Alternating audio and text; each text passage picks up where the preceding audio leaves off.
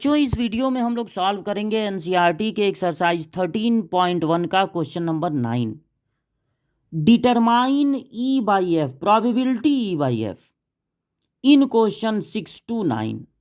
6 से लगाए 9 तक सभी क्वेश्चनों में डिटरमाइन करना है, पता लगाना है प्रोबेबिलिटी ई बाई एफ। देखिए ये जो एक्सरसाइज है वो हम लोगों को बताना चाहती है कंडीशनल प्रोबेबिलिटी के बारे में। कंडीशनल प्रोबेबिलिटी क्या होता है? इसमें प्रोबेबिलिटी फाइंड की जाती है, एक इवेंट ऊपर होता है और एक इवेंट नीचे। जैसे यहाँ पर ए एक इवेंट है, घटना, और बी एक इवेंट है, तो प्रोबेबिलिटी ए बाई बी का मतलब होगा जो नीचे दिया है वो तो हो ही रहा है, उसके साथ ए भी हो इस बात की प्रोबेबिलिटी।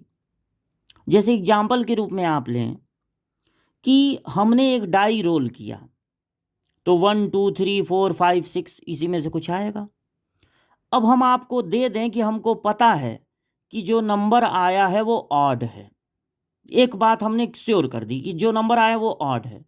अब इस बात की प्रोबेबिलिटी पता लगाओ कि वो नंबर प्राइम भी हो, या वो नंबर 4 से ग्रेटर हो, या वो नंबर लेस देन 5 हो। मतलब एक हम दे दें और एक पूछें, तो इसको कहेंगे कंडीशनल प्रोबेबिलिटी। और प्रोबेबिलिटी ए बाई बी में जो हमको श्योर गिवन है जो वो नीचे रहता है, और जो हमको फाइंड आउट करना है वो ऊपर रहता है।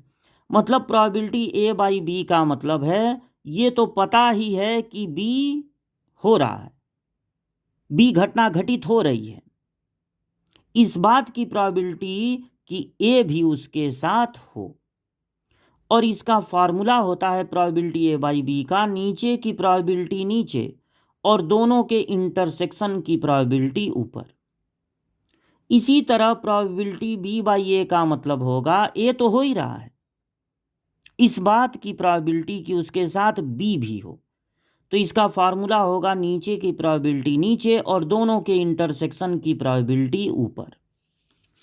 प्रोबेबिलिटी ई बाई एफ का तब मतलब हो जाएगा एफ तो हो ही रहा है, उसके साथ ई भी हो, इस बात की प्रोबेबिलिटी। तो ये हो जाएगा फार्मूला नीचे की प्रोबेबिलिटी नीचे और दोनों के इंटरसेक्शन की प्रोबेबिलिटी ऊपर। इसी फार्मूले से हम निकालेंगे प्रोबेबिलिटी ई बाई एफ। अब यहां पर क्वेश्चन क्या है देखिए, mother father and son line up at random for a family picture. एक फैमिली पिक्चर में मदर फादर और सन को खड़ा करना है, तो सबसे पहले हम लोग इसका लिखेंगे सैंपल स्पेस, मतलब टोटल आउटकम्स। मदर जिसको हम एम से डिनोट करेंगे, फादर जिसको एफ से डिनोट कर दे रहे हैं, सन मतलब एस से डिनोट कर दे रहे हैं। ये तीनों अगर किसी पिक्चर फैमिली पिक्चर में खड़े हैं तो कितने तरह से खड़े हो सकते हैं टोटल, वो कहलाएगा सैंपल स्पेस। तो मान लीजिए मदर फादर और सन खड़े हो गए, मतलब फादर बीच में, तो सन को इधर मदर को इधर कर दीजिए, फादर बीच में ही रहेंगे।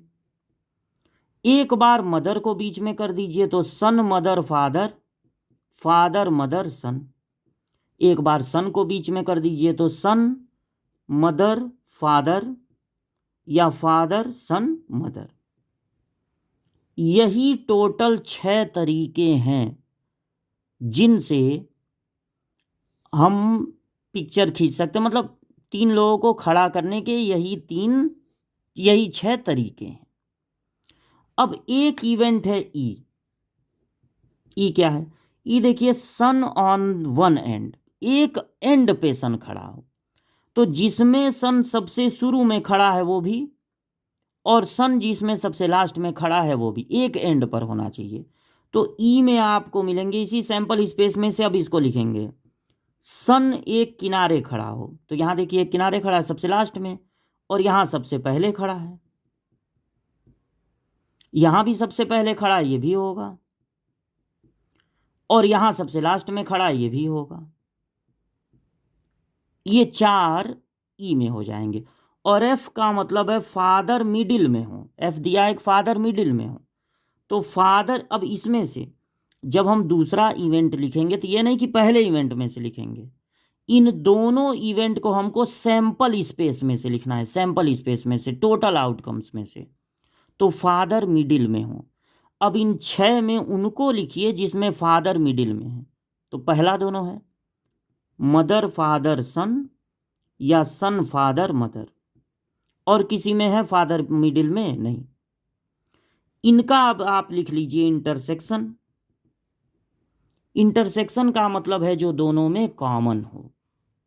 तो ये भी देखिए इसमें है और ये भी इसमें है, ये दोनों में कॉमन है।